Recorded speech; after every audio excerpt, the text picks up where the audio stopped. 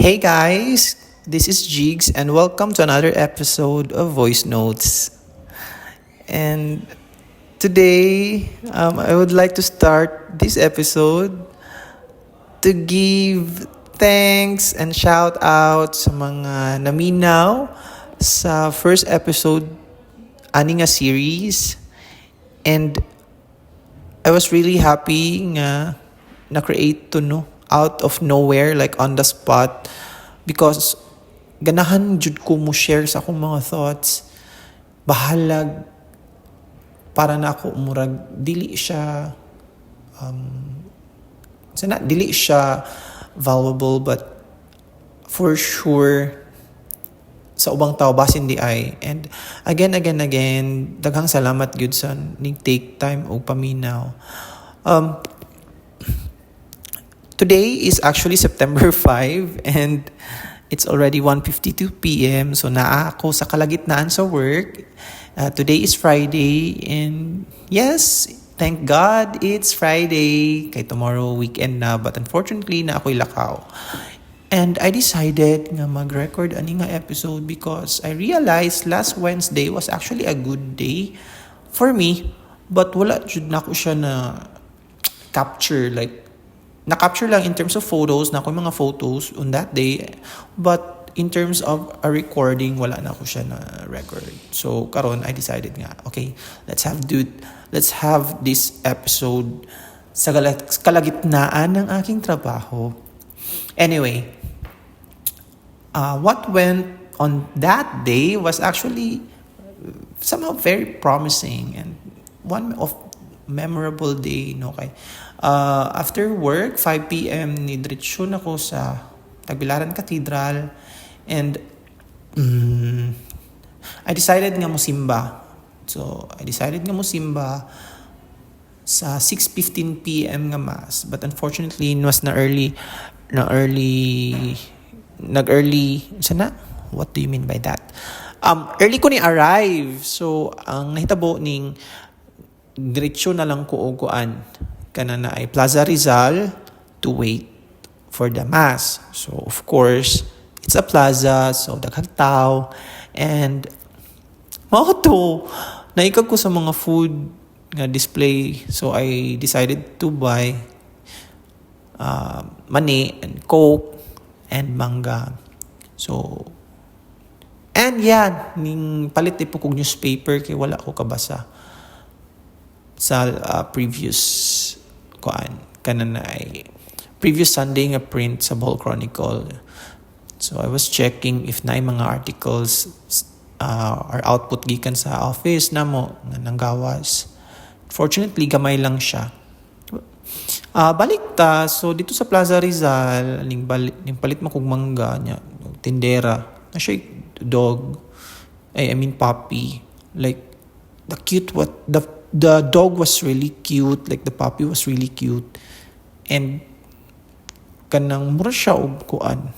I don't know if it has a breed, but mura gyud siya og golden retriever, more kanang na ay brownish ang color.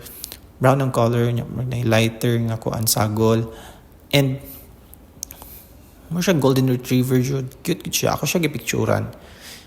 Nipalit kog mangga pagkataon na inidool ng mga kaigsuunan nato nga badyaw, mga bata man to, and then pila pa ka mga hungit, no? Ako na lang yung gihatag na lang yun na ako dritso kay nagsigig pa ngayon ang bata, and then I just want to share ako na nang gihatag na ako nga lami man ang mangga, pero I think mas need siguro niya kay basin pati kaon and all. So ako na siyang gihatag. Philanthropist yan bitaw. I mean, dali ra jud ko kung ano unsahay marag unsa na, not convinced, but maluoy ba. So mao to kanan na ay palit kog mani, and then palit po kog coke. So gilagok na lang jud ako dritso kay giuhaw gid ko, and then mga wala pa man nag 6:15, but ning hinahinay na ko og atang dito sa front sa simbahan para kanang if talihuman na mugod pod ang prior nga simba ato mga ang 5 PM nga simba. So mao to. Nisimba ko because wako kasimba pag Sunday. And dali na po nahuman ang misa actually. So 6:15 nagsugod. Then nahuman og alas 7. Yeah, mga alas 7. And fortunately, hagpare nga ning kuan kana na ay nag-preside sa kuan mass or celebrant sa mass. Preside sa meeting. My God. I mean, sakto ba akong term? Preside? Let me know down in the comments. So, yeah, mauto. Familiar kayo ang pari nga nag-lead sa mass. And familiar jud siya nako. And nag-sleuth ko a bit and nag-research. Not stalk ha, like, na-curious na jud ko kinsa to siya nga pari. And I found out nga kanang ka-batchmate day to nako siya sa Bolhay. So, like, oh my God. Marabitaw, sahay na kayo na ako nga. Pag human yun na kong simba kay Murag, kanan na ay, ato ko nakarealize nga, hala no, taas na kayo naabtan ng ubang tao. Like, kabatch na ako, but Murag, ang ako kay, napaghapon ko sa era of like, super gay, like very kanang unserious, very dog show kanunay. Laliman ka guys, marabi tawag. Sa ako yung grabe gyud kayo ang panuhay. Pag human gyud na kog pag human ako simba, pagawas mismo sa simbahan.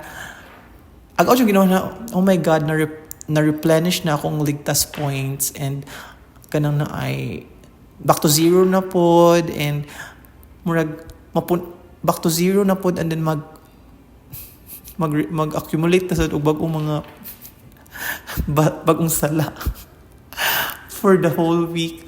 Murag yan na bitaw, like, dili ko seryoso guys. I mean, akong dili ko seryoso, but akong hunahuna gyud is, murag na ay times gyud nga, I don't know, ADHD or murag ADHD or OCD bitaw nga. Maya't maya, kung ano-ano yung mga naiisip ko out of nowhere. So, dinadog show ko yung sarili ko. Try, mga Tagalog yarn. I mean, basta. Yan na ako ang way sa pag-handle sa akong life. Murag, di po jaga-jaga. But somehow, I really want to take things so lightly. Feeling na ko ang tanaw sa ubang tao kay kanang no ay komedyante ko. Oh my God. So, people will take me very unserious. Like, pero okay raw, ako pake. Basta kaya yan akong personality, yan ko mo stulti, yan ko the way mo act. And I really don't care if kanan na ay kuan.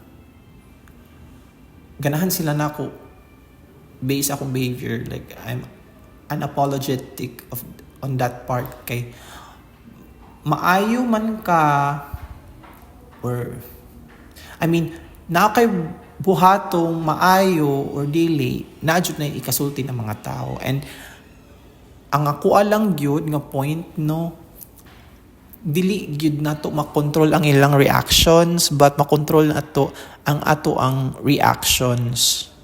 Gets niyo? Like, dili nato makontrol ang ilang ikasulti o ilang action towards ato, but we can control our reactions towards this mga challenges or noise.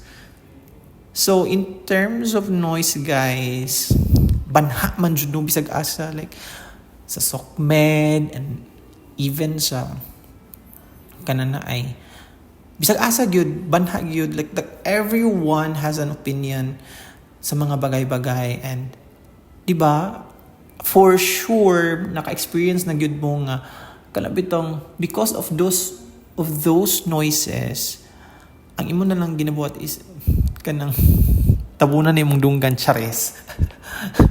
Kanabitong Na kay mga coping practices like number 1 sa sockbed. For sure ginabuhat yun ninyo. Inyong ipang unfollow inyong mga banha nga friends nga samukan ka nga mong labay sa imong feed. Like in physical in physical setup, if dili ka ganahan no kay or dili ka ganahan makapaminaw is muhawa gyud ka ana nga room or ana nga circle. You want to preserve your energy or peace para mahilom lang, and I think that's okay.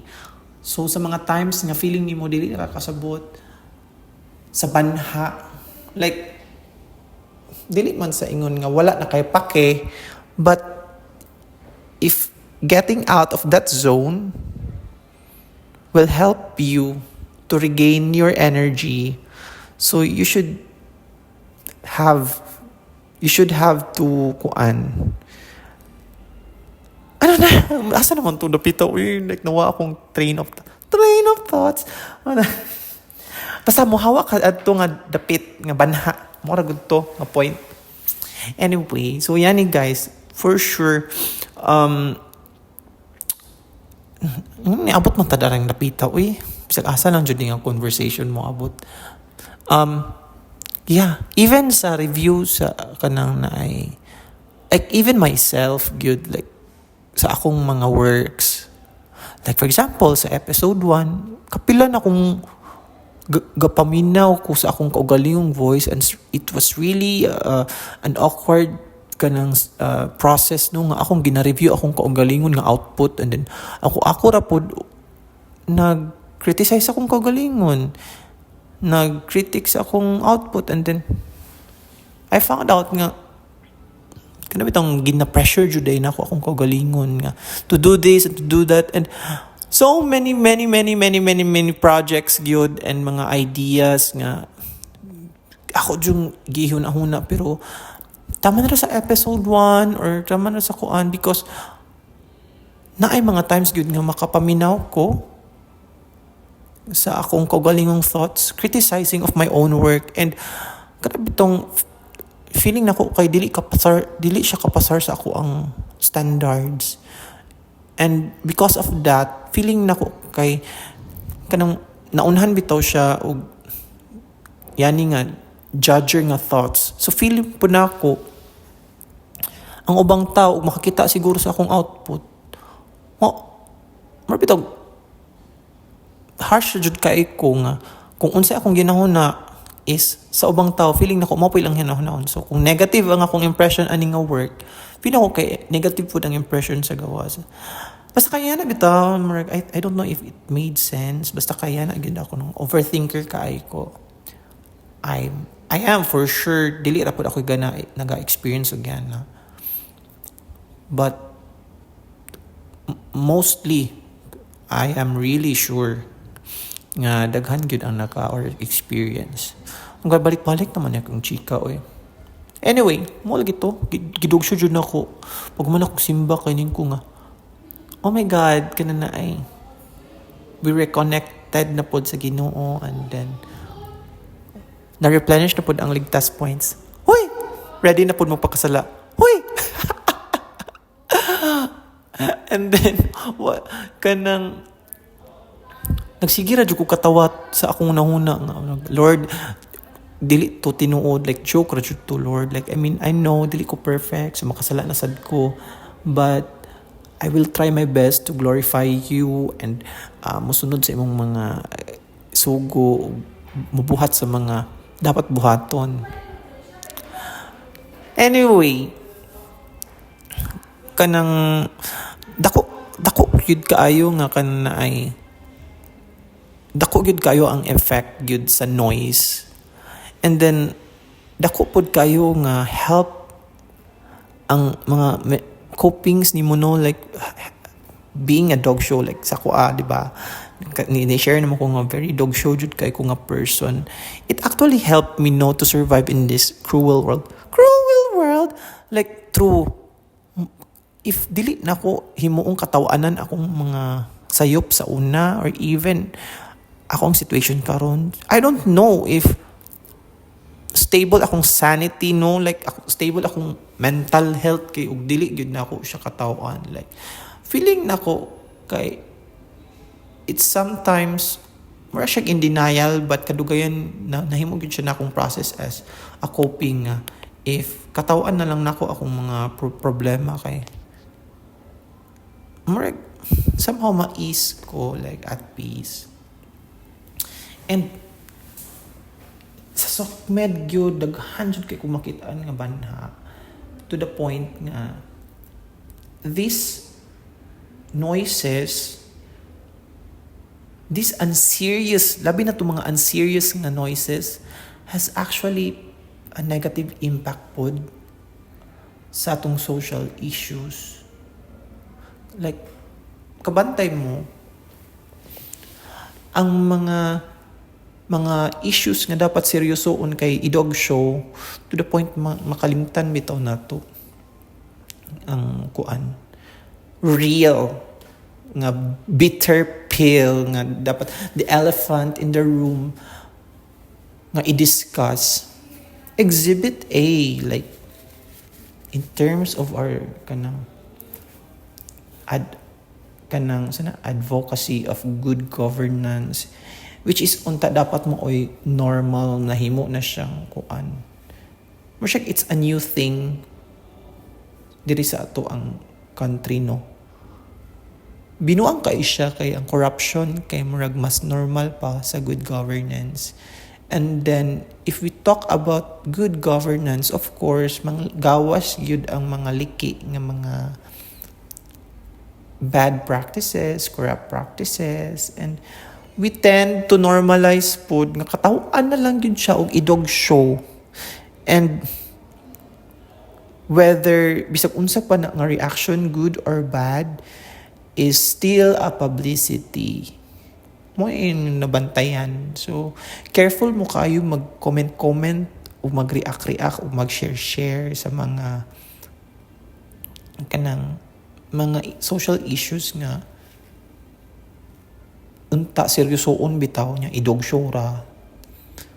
So siguro para nako o personal nga bahin, nice ra gyud pud idog show ni mo imong kaugalingon, pero naagid po'y kaakibat nga responsible nga reflection, no, kanang assessment ba sa self bitaw nga yani this is the part nga nagkuwang ko and all, and this is the part nga need na kong punan, like need na ko i-correct. Unta i-practice pud na nato sa sitwasyon as a whole sa society nga og may mga serious nga issues atong seryosoon og dili pod kay ba kaday og dili pod nato seryosoon, dili ra man pod kita ang kuan mabulahan, daghan mang mabulahan, og dili pod na masolusyonan, kita ra po'y antos. So I hope ma-distinguish ninyo ang asa nga part nga dapat magsineryoso ug asa nga part nga murag pwede ra ninyong katawaan. Ano ni abot mo ko ano yung topic? Kauihan man siya nako. Kung ano-ano naman talagang nasa isip ko, no? Anyways, I think dragging na kayo ning voice note na siya mga 18 minutes na maday ni, and pagtrabaho pa ko. It's already 2:10 p.m. and napakoy trabaho. So maura to guys. Thank you so much for listening this episode, and don't forget to leave a comment. Basi ganahan mo kung naman ika-share. Share about experiences of being unserious good, like being unserious or sa inyong mga copings nga seryoso mo. I mean, coping sa mga serious issues, especially sa inyong self. And that's it, guys. Thank you so much and have a great day ahead. See you on my next voice note episode. Bye!